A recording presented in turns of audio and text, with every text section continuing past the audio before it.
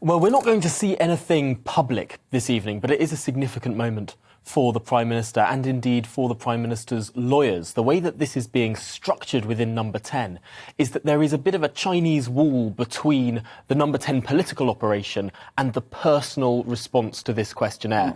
We're told that Boris Johnson is using his own funds, his own lawyers, and keeping it separate from the political operation within Downing Street, which means that journalists like us, when we ask for official comment on this from Downing Street, are given the response that this is a personal matter for the Prime Minister, and his spokespeople are none the wiser. So what will be going on this evening is that Boris Johnson's lawyers will be submitting that questionnaire with various excuses, explanations, whatever we want to call them, in terms of why he attended a couple of those events that are under question. Of course, he has admitted to attending most particularly that garden drinks party in May 2020. But it isn't... I was going to say, but it isn't personal, is it? Because, I mean, it was personal to all of us whether or not we had parties during COVID restrictions.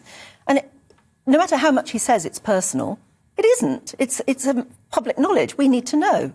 Certainly, there'll be many people who will want to see the responses to this. The Liberal Democrats, as a party, are submitting what's called a humble address in Parliament next week, which will try and publish all of these documents once the investigation has concluded. What Number 10 says throughout this investigation is that while it's going on, this stuff can't be made public, lest it prejudice the investigation itself. Although I think that there is a difference here between what went on in Number 10 as a whole and what Boris Johnson as an individual attended. It's not the business of government if, for example, as one of the allegations is, Carrie Johnson and Boris Johnson had some friends round to their flat. That is a personal matter that they will need to deal with. They, of course, deny that allegation.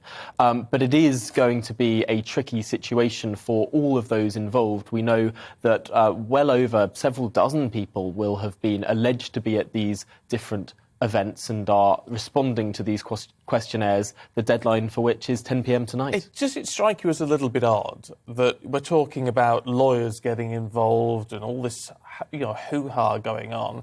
I mean, if any of us were presented with this questionnaire, we would be expected to fill it in honestly and return it. Why doesn't he just fill it in honestly and return it? I suppose that it's quite a complicated set of issues, given that retrospective investigations from the Metropolitan Police when it comes to COVID rule-breaking are extraordinarily rare. Ordinarily, for COVID rule-breaking, what the police had was a system of trying to explain first, then trying to encourage, then trying to engage before actually pursuing any action. That was their step process. So it took quite a high bar for actually any fixed penalty notices to be handed down. So this is quite an unusual situation that we're seeing now with regard to a Metropolitan Police investigation. Some might say, some enemies of the Prime Minister might say it's a convenient investigation because, of course, it hobbled that Sue Gray report. Well, the potential for obfuscation is enormous, isn't it? We're just going to end up with something that's just so full of flummery, we won't be able to see the wood for the trees. Well, potentially, and, of course, there's no obligation to publish what is being sent to the Metropolitan Police tonight. Now, there are certain parliamentary ways in which the opposition could try and force publication. As I mentioned, that humble address motion, this is an ancient, it's something written down in Erskine May in the traditions of Parliament, whereby an opposition can actually force a binding motion upon Parliament, quite a rare thing to do. That's one way in which we might be able to see this, but ultimately there's no obligation. The police, when they conduct a report, don't ordinarily publish a report in the way that Sue Gray might. Now, there'll be political pressure for the full Sue Gray report to be published after the conclusion of the Metropolitan Police investigation. But I don't think we should sit here expecting that the Metropolitan Police investigation will be something that is being designed for public consumption in its entirety.